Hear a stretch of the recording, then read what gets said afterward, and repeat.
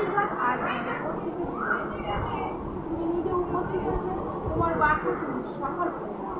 এই দায়িত্ব এই মুহূর্তে আমি তোমার হাতে অর্পণ সমর্পণ করি। আত্মাকে তোমার হাতে সমর্পণ করি। তোমার পবিত্র আত্মা দ্বারা পরিচালনা করো। বাসনা নাম যিশু হালেলুয়া। আজ ঈশ্বরের বাক্য থেকে আলোচনা করব। আমাদের মধ্যে অনেক রকমের মন আছে। আজ আমাদের মধ্যে অনেক রকমের মন আছে। আমরা বিশ্বাস করি, কতজন বিশ্বাস করি যে আমাদের প্রত্যেকের মধ্যে অনেক রকমের মন আছে, তাই না? আমাদের প্রত্যেকের মন এক এক রকমের, তাই তো? আমাদের প্রত্যেকের এক এক রকমের মন এবং প্রতিদিন এক এক রকমের, তাই না? আজ আমাদের মন একরকম, কাল আমাদের মন অন্যরকম। তাই আমাদের প্রত্যেকের মন অনেক রকমের। তাই কয়েকটা বিষয় নিয়ে আজ আলোচনা করব। তাই আজ আমাদের মন কেমন কেমন হতে পারে, কিরকম হতে পারে আলোচনা করব ঈশ্বরের বাক্য থেকে। মার্ক 5:15 পর সঠিক মনোভাব। মার্ক 5:15 পর সঠিক মনোভাব আলোচনা করব।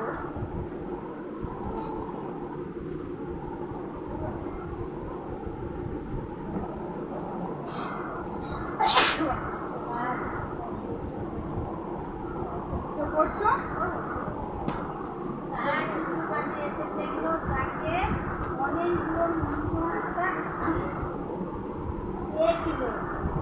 এই লোকটা কাপড় চোপড় পরে সুস্থ মনে বসে আছে। এ দেখে লোকটা ভয় পেল। হালেলুয়া। তাহলে তারা যিশুর কাছে এসে দেখলো যে যাকে অনেকগুলো মন্দ আত্মা পেয়েছিল, তাহলে একটা লোক তার মধ্যে বাহিনীগণের মন্দ আত্মা ছিল। আর সেই মন্দ আত্মা তার মধ্যে যখন ছিল, সে কি করত? সে কখনো হিংসায় রাগে কাউকে পাথর ছুটত, কাউকে কামড়ে নিত, কাউকে মারধর করতো। এইভাবে তাকে দেখলেই মানুষ ভয় পেত, তাই তার ধারে কাছে যেত না। সে কিন্তু ঘুরে বেড়াতো শ্মশানে শ্মশানে, সে এইভাবে ঘুরে বেড়াতো। কিন্তু যিশুর কাছে এসে সে কি হলো? সুস্থ হয়ে গেল। যিশুর কাছে এসে সুস্থ হয়ে গিয়ে সে কি বলছে? সুন্দর বস্ত্র পরে বসে আছে। তাই সুন্দর কাপড় চোপড় পরে সুস্থ মনে সে বসে আছে। আর এদিকে লোকেরা অবাক হয়ে গেল। এদিকে লোকেরা কি হলো? অবাক হয়ে গেল, যে ভয় পেল যে এ না এইভাবে সবাইকে মারতে ধরতে যেত। তার মধ্যে কি হচ্ছে? হিংসা, রাগ, তার মধ্যে এই মনোভাব ছিল। সেই হিংসার মনোভাব, রাগের মনোভাব, এগুলোকে ত্যাগ করে সে কি করছে? যিশুর ছোঁয়াতে, যিশুর স্পর্শে সে কি হচ্ছে? সঠিক মনোভাব নিয়ে বসে আছে। সঠিক মনোভাব হচ্ছে সে সুন্দর কাপড় চোপড় পরে সুন্দরভাবে বসে আছে। তাহলে এটাই হলো সঠিক মনোভাব। সে কি আগে সঠিক মনোভাব তার মধ্যে ছিল? ছিল না। আগে তার মধ্যে কিসের মনোভাব ছিল? রাগের মনোভাব ছিল, হিংসাত্মক মনোভাব ছিল। সে কি করত? মানুষকে কামড়ে নিত, মারত,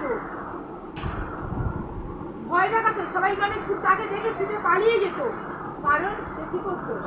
তার মধ্যে বাহিনীগণের মন্দ আত্মা ছিল, তাই সঠিক মনোভাব ছিল না। কিন্তু আর সে যিশুর কাছে এসে সে সঠিক মনোভাব তার মধ্যে এসেছে। তাহলে আজকে আমাদের মধ্যে আমরা যখন এই যিশুর কাছে আসবো, তাহলে আমাদের উচিত সেই সঠিক মনোভাব যেন থাকে। তাই আমাদের অনেকের মধ্যে এইরকম হিংসাত্মক মনোভাব থাকে, তাই না? রাগের মনোভাব থাকে। আমরা অস্থির, চঞ্চল, অস্বস্তিকর মনোভাব এইরকম আমাদের অনেকের মধ্যেই আছে, তাই না? কিন্তু একজন সঠিক মনোভাব যিশুর কাছে এলে তবে পাওয়া যায়। যিশুর ছোঁয়ায়, যিশুর স্পর্শে সে যেমন সঠিক মনোভাব পেয়েছিল, ঠিক আমাদেরও যেন এইরকম যিশুর কাছে এসে ঠিক সঠিক মনোভাব, এইরকম যেন স্থিরভাবে সে যেমন সুন্দরভাবে বসে আছে সুন্দর কাপড় চোপড় পরে, সে কিন্তু এরকম ছিল না। ঠিক আমরা যখন যিশুর কাছে এসেছি, আজ যিশুর কাছে এসে আমাদের মন মানে ওই রকম হবে। আজকে আমাদের মন গেল যিশুর কাছে এসে যিশুর মতো যিশুর মতো যেন আমাদের মনোভাব। Hallelujah, hallelujah. এরপর যদি আমরা দেখি রোমিও তার 12 অধ্যায় 2 পদ, রোমিও 12 অধ্যায় 2 পদ।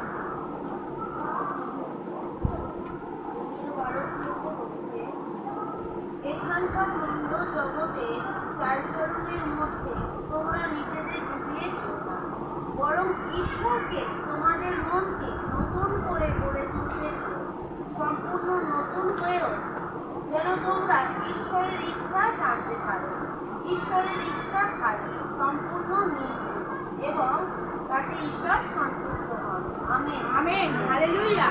তাহলে কি বলছে এই রোমিও 12:2 এর বাক্য বলছে জাগতিক মনোভাব, জাগতিক মন। তাহলে আমাদের মধ্যে আমরা কি সঠিক মনোভাব যেমন ছিল, সেই যার মধ্যে বাহিনী বলের মন দেওয়াটা ছিল, সে যিশুর কাছে এসে কি করলো, সঠিক মনোভাব তার মধ্যে।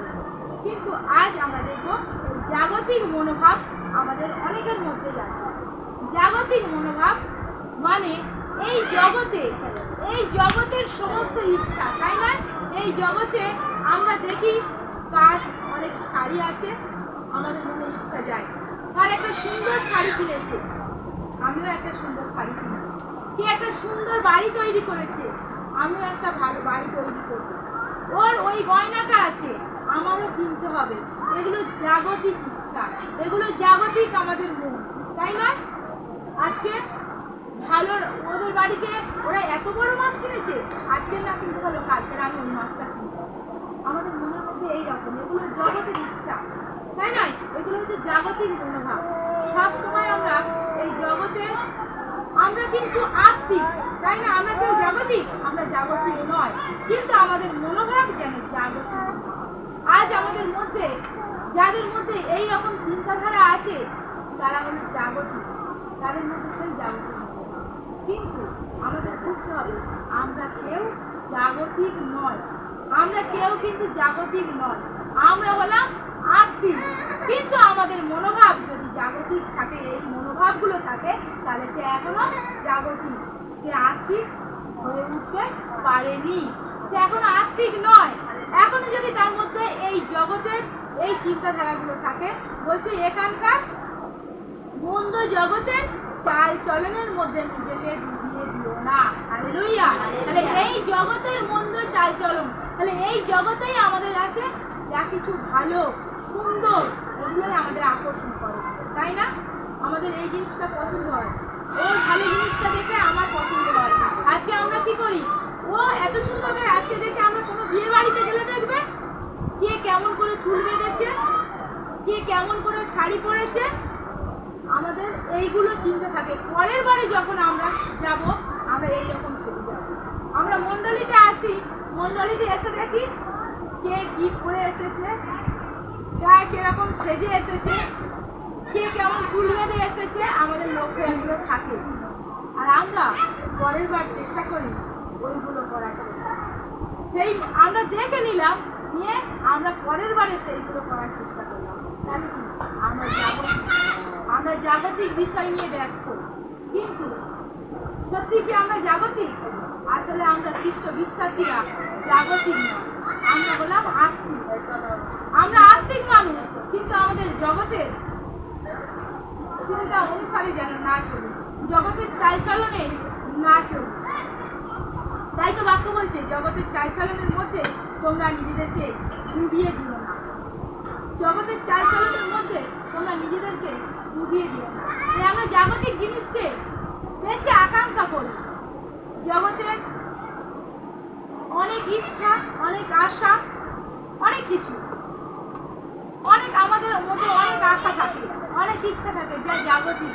আর ঈশ্বরের বাক্য কি বলছে, এই জগতের যা কিছু একদিন শেষ হয়ে যাবে, এই জগৎ একদিন শেষ হয়ে যাবে, আর এই জগতের মধ্যে যা কিছু আছে তাও শেষ হয়ে যাবে। কিন্তু কিন্তু আমরা এই জগতের বিষয় নিয়ে বেশি চিন্তা করি, এই জগতের বিষয়ে আমরা মনোভাব করি।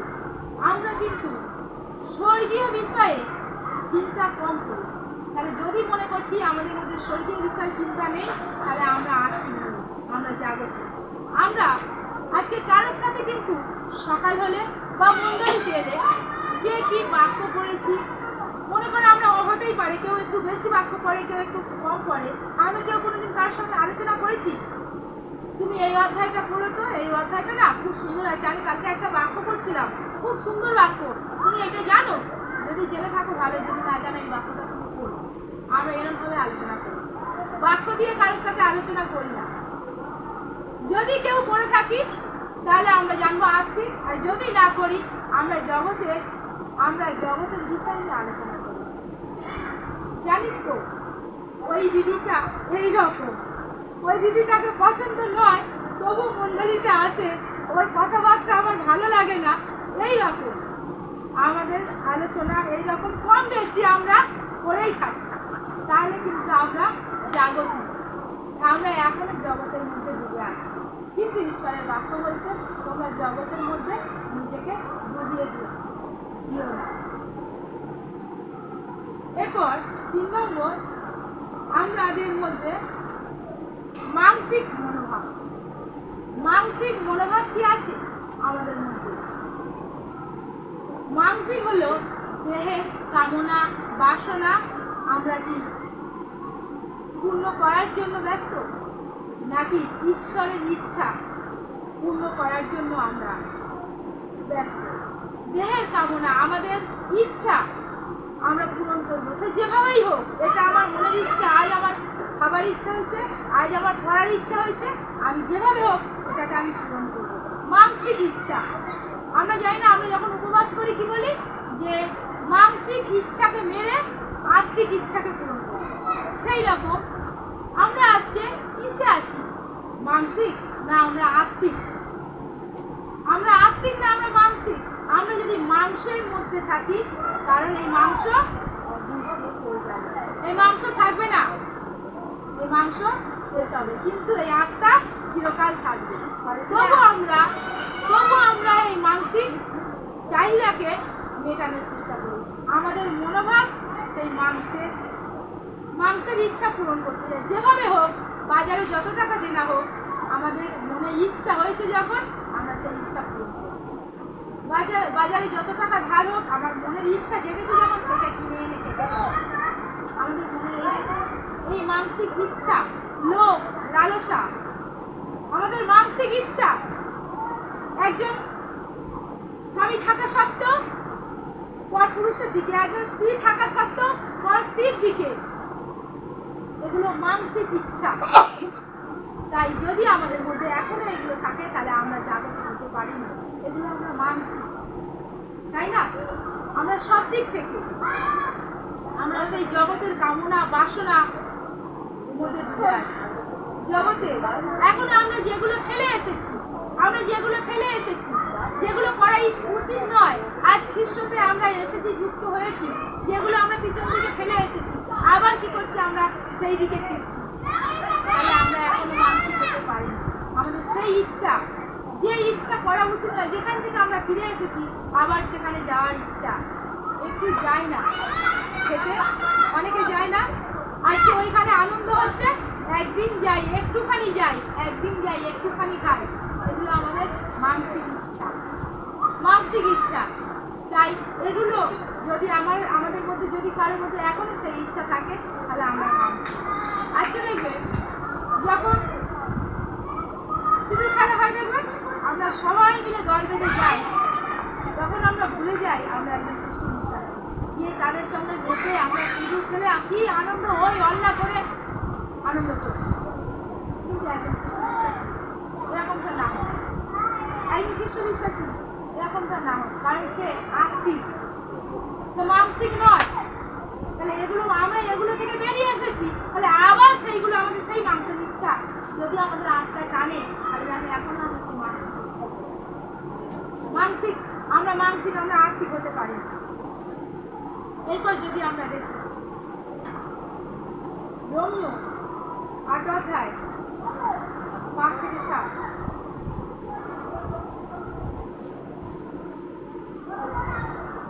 রোমিও 8 অধ্যায় 5 থেকে 7।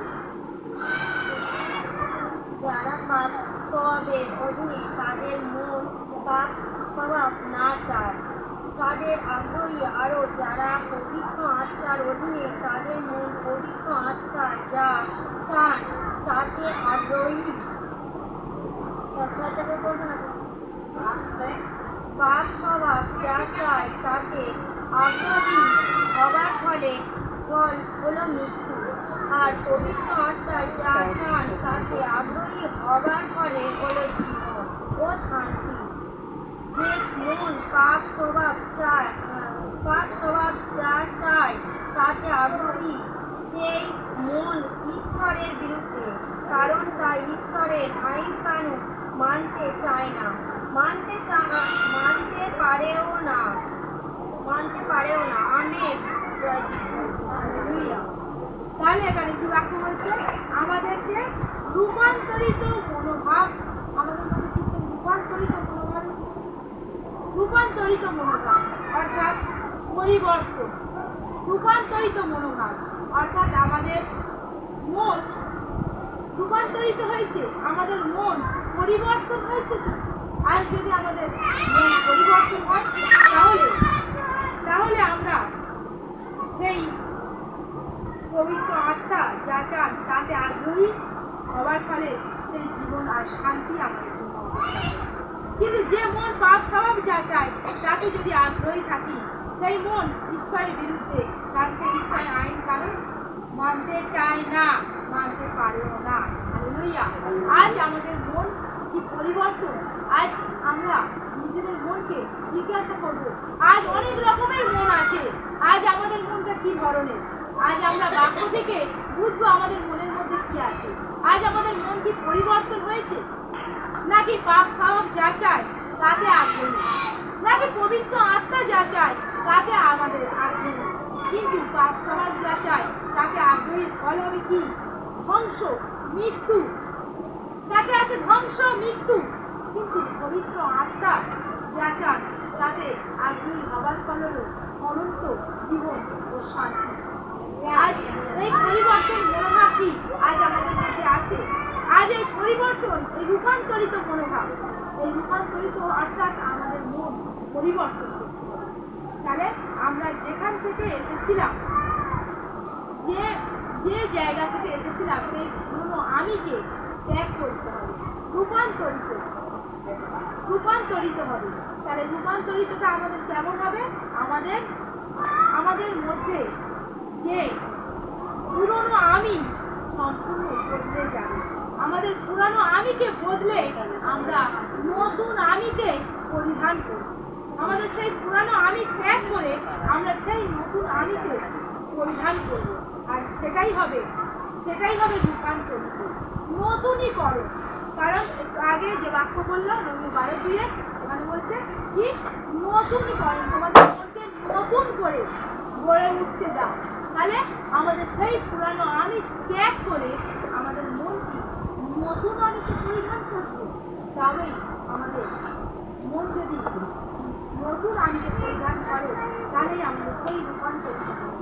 তাহলে আজ এই এতগুলো মনোভাবের মতো জাগতিক মনোভাব, মানসিক মনোভাব, সঠিক মনোভাব, রূপান্তরিত মনোভাবের মধ্যে আমাদের কি ধরনের মনোভাব আমাদের মধ্যে আছে আজ আমরা নিজেদের মধ্যে দেখব।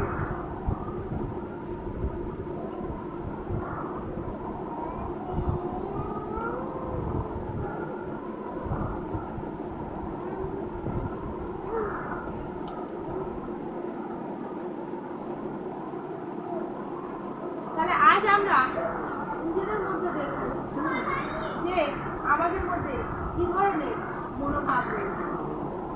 আমরা কি নিজেদের মনকে সম্পূর্ণ পরিবর্তন করতে পেরেছি?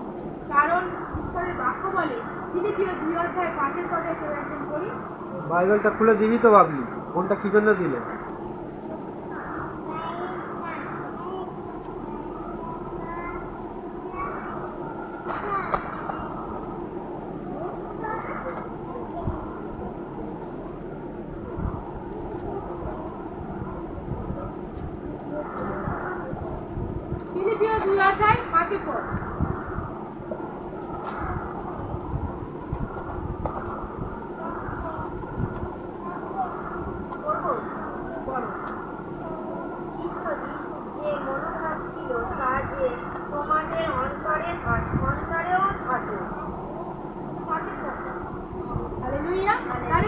খ্রিস্ট যিশুর যে মনোভাব ছিল তা যেন তোমাদের অন্তরেও থাকে।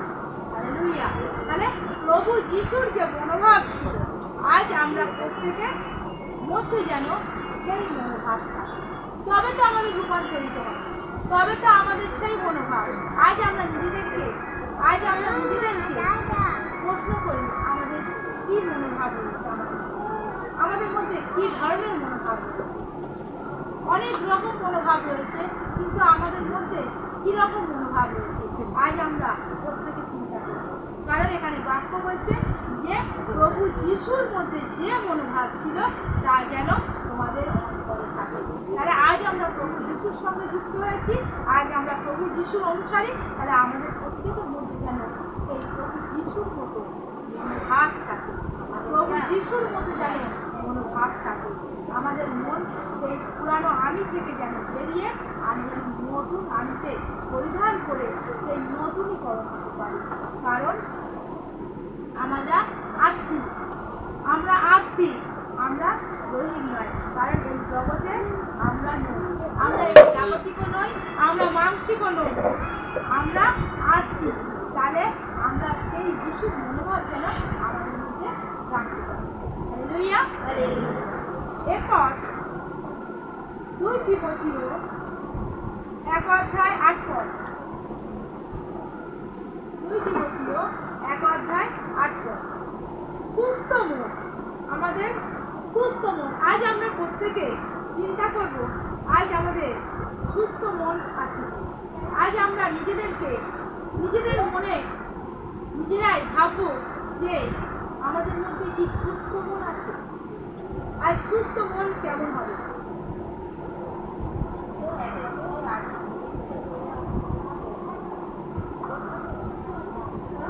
সেই জন্য আমাদের প্রভু বিষয়ে সাক্ষ্য দিতে লজ্জাবোধ করব। আর তার জন্য বন্দী যে আমি, আমাকে নিয়েও লজ্জাবোধ করব। তার বদলে ঈশ্বর তোমাকে যে শক্তি দিয়েছেন সেই শক্তি অনুসারে তার সুখবর প্রচারের জন্য আমার সঙ্গে কষ্টবোধ করো। হালেলুয়া। তাহলে বাক্য কি বলছে? বলছে সেই জন্য আমাদের প্রভু যিশুর বিষয়ে সাক্ষ্য দিতে লজ্জাবোধ করব। তাহলে আজ আমরা জমিতে নামা তখন সাক্ষ্য দিতে লজ্জাবোধ না করি। আর তার জন্য যে পৌল কি বলছে যে তার জন্য বন্দী যে আমি, আমাকে নিয়েও লজ্জাবোধ করো না। তার বদলে ঈশ্বর তোমাকে যে শক্তি দিয়েছে সেই শক্তি অনুসারে তার খবরের প্রচারের জন্য আমার সঙ্গে কষ্ট করো। হালেলুয়া। তাহলে আজ আমাদের শিক্ষক যদি সমস্যার মধ্যে থাকে, আজ যদি আমরা সুস্থ, আমাদের মন যদি সুস্থ থাকে, আজ আমরা যদি সঠিক থাকি, তাহলে আমাদের শিক্ষক যদি কোনো রকম সমস্যার মধ্যে থাকে, তাহলে আমরা যেন কেউ ঈশ্বরের বাক্য থেকে পিছিয়ে না আসি, কেউ যেন যিশুর বিষয়ে সাক্ষ্য দিতে লজ্জা না পায়, কেউ যেন প্রার্থনা যেতে, মণ্ডলী যেতে বন্ধ না করে। আজ হতে পারে আমাদের শিক্ষক কোনো কারণে সে সমস্যার মধ্যে আছে, কোনো কারণে তাকে জেলে ধরে নিয়ে যাওয়া হয়েছে, তাহলে আমরা কি ঈশ্বরের সুখবর প্রচার করা বন্ধ করে দেব? না। আমরা কি ঈশ্বরের বাক্য প্রচার করা বন্ধ করে দেব? না। ঠিক এইরকম বাক্য বলছে, সেই পৌলের কথা বলছে, যে বলছে যে তার জন্য বন্দী যে আমি, আমাকে নিয়েও লজ্জা বোধ করো না। তাহলে আজ যদি আমি কোনো সমস্যা থাকি, আজ তোমরা কি সেই ঈশ্বরের বাক্য প্রচার করা বন্ধ করে দেবে? আজ কি যিশুর বিষয়ে সাক্ষ্য দেওয়া বন্ধ করে দেবে? না। আজ যদি তোমাদের মন সুস্থ হয়, আজ যদি তোমাদের মন সুস্থ থাকে, তাহলে তোমরা যাই হয়ে যাক, সেই বলছে যে ঈশ্বর তোমাকে যে শক্তি দিয়েছে সেই শক্তি অনুসারে তার সুখবরের জন্য বলছে আমার সঙ্গে কষ্ট বোধ করো। হালেলুয়া। তাহলে যদি আজ আমি কষ্ট বোধ করছি, কিন্তু ঈশ্বর যে শক্তি তোমাদেরকে দিয়েছে, তার শক্তি অনুসারে আজ সেই সুখবর প্রচার করো, কষ্ট হলেও। কষ্ট হলেও সেই সুখবর প্রচার করো। একজন সুস্থ মন যার, তার মধ্যে এইগুলো যদি থাকে তবেই সে সম্পূর্ণ সুস্থ। যদি তার মধ্যে এই বিষয়গুলো থাকে যে আমি যিশুর বিষয়ে সাক্ষ্য দেবো, আজ কষ্ট হোক, আজ আমার শিক্ষকের যদি কষ্ট হয় তা হোক, কিন্তু আমি পিছিয়ে যাব না, আমি ভয় পাবো না। আজ সে সমস্যায় পড়েছে বলে আমি ভয় পাবো না। আজ আমরা কি করি, আজ আমাদের মণ্ডলীকে কেউ যদি সমস্যায় পড়ে, কেউ যদি মারা যায়, তখন আমরা সবাই ভয় পেয়ে যাই। আজ ওই দিদিটা, ওই দাদাটা মারা গেল, আর আমি প্রার্থনায় যাব না, আর আমি এই সাক্ষ্য দিতে যাব না, আমরা এরকম। আজ মণ্ডলীতে কেউ যদি এসে বলে গন্ডগোল করে, আমরা যাওয়া বন্ধ করি। কিন্তু না, এরকমটা না। একজন সুস্থ সবল যার মন, সে কিন্তু সব দিক থেকে আজ যিশুর বিষয়ে সাক্ষ্য দেওয়ার জন্য, তার সুখবর প্রচার করার জন্য প্রস্তুত থাকে। হালেলুয়া। গালাতীয় 5:22।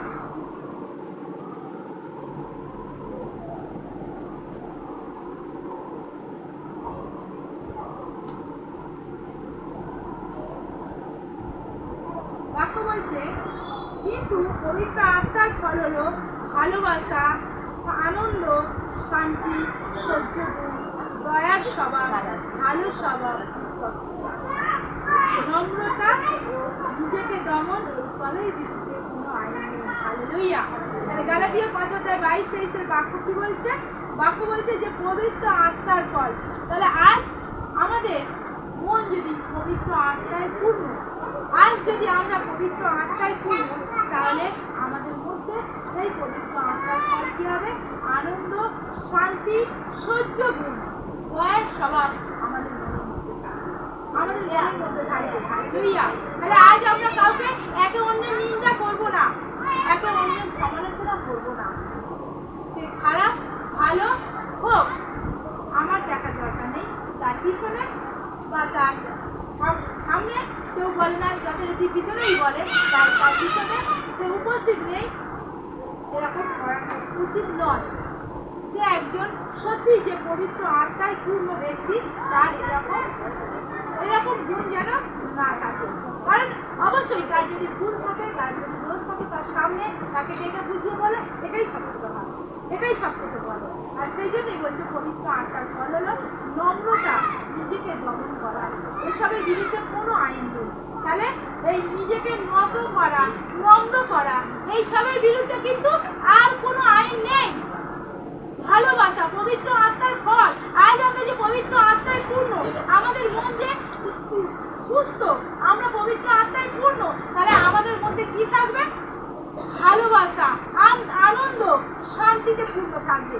তাই কোনো বিষয় নিয়ে আমরা কারোর বিরুদ্ধে সমালোচনা করব না, কারোর বিরুদ্ধে কোনো নিন্দা করব না। এগুলো যদি করি তাহলে কিন্তু আমরা, আমাদের মধ্যে পবিত্র আত্মা নেই। আমাদের মন কি? অসুস্থ। আমাদের মন সুস্থ নয়, আমাদের মন অসুস্থ। কারণ এগুলো অসুস্থ মন, ঈশ্বরের একটা বাক্য আছে যে বলছে অসুস্থ মন হিংসাত্মক, হিংসাত্মক মন অসুস্থ করে তুলবে। তাহলে আমাদের মধ্যে যদি এইগুলো থাকে, আমাদের মন কি? অসুস্থ করে তুলবে। আর সেখানে বলছে যে পবিত্র আত্মার ফল হলো ভালোবাসা, দয়ার স্বভাব। তাহলে মানুষের প্রতি দয়ার স্বভাব থাকবে, সহ্য গুণ থাকবে। তাহলে অনেক কষ্ট হয়, হয়তো আমরা বুঝি মণ্ডলীতে কেউ আমাদেরকে কষ্ট দিয়েছে, কিন্তু আমাদের মধ্যে সেই কষ্ট কি হবে? সহ্য গুণ। আমরা সেটা সহ্য করে সেটাকে কি করবো? নম্রতার সাথে নিজেকে দমন করবো, অর্থাৎ নিজেকে দমনে রাখবো, নিন্দা করবো না, তার বিরুদ্ধে পাপ করবো, তার বিরুদ্ধে যেন পাপ না করি। হালেলুয়া। আর এই সবের বিরুদ্ধে এইগুলো যদি আমরা করি, এগুলোর বিরুদ্ধে আর কোনো আইন নেই। হালেলুয়া। এরপর উদ্বিগ্ন পূর্ণ মনোভাব, উদ্বেগপূর্ণ মনোভাব। তাহলে আমাদের মনের মধ্যে সবসময় উদ্বিগ্ন হয়ে পড়ি আমরা। আমাদের এই মনোভাব কি আছে? লুক 12:29, লুক 12 কি খাও? খাওয়া